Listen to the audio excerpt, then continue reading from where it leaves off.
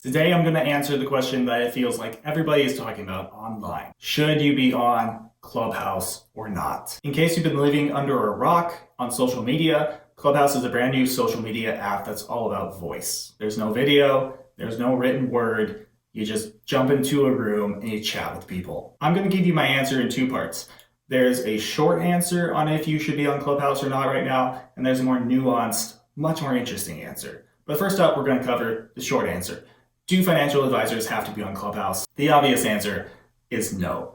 You're a grown-ass adult. You can do whatever you want with your life, and you don't have to do anything, including jumping on every single new social media trend that comes up on a given week in a year. So if you're somebody who jumped on Clubhouse, listened to a room, didn't care for it, and you have been looking for an excuse to not use it, consider this video your hall pass to ignore it and not care about Clubhouse at all after this point. That said, I think the nuanced answer is much more interesting. Whether or not you could benefit from Clubhouse really comes down to asking yourself a couple of questions. The first question to ask yourself is, are you already having success on other social media platforms like Twitter or LinkedIn? If the answer to that is yes, then I think you probably don't need to really worry about adding another social media platform onto your list.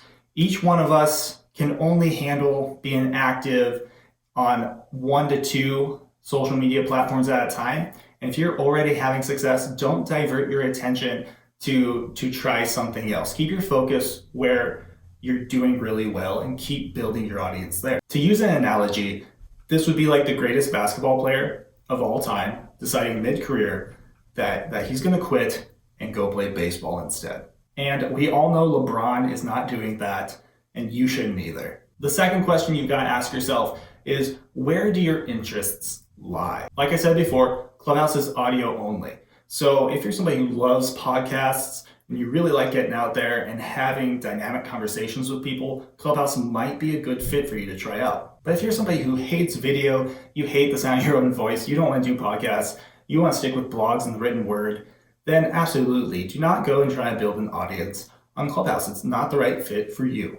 All that said, I think everybody should give Clubhouse at least a shot just to listen in and see what they can find. You might find a group that resonates with you. You might like to just be a listener, but you don't have to build an audience on it. I'm going to be doing monthly Q&A marketing sessions with my friend Liv Gagnon from Bartaga Creative. We're going to have one coming up in another couple of weeks. So if you do get on Clubhouse, I'd encourage you to check that out. But again, whether you can use it or not is going to be up to you. Completely unique to each person's situation and interests. So that's the much more nuanced and interesting answer to the question of if you should use Clubhouse. If you want to keep hanging out with us and get marketing insights for financial advisors, subscribe to this channel. We'll see you around.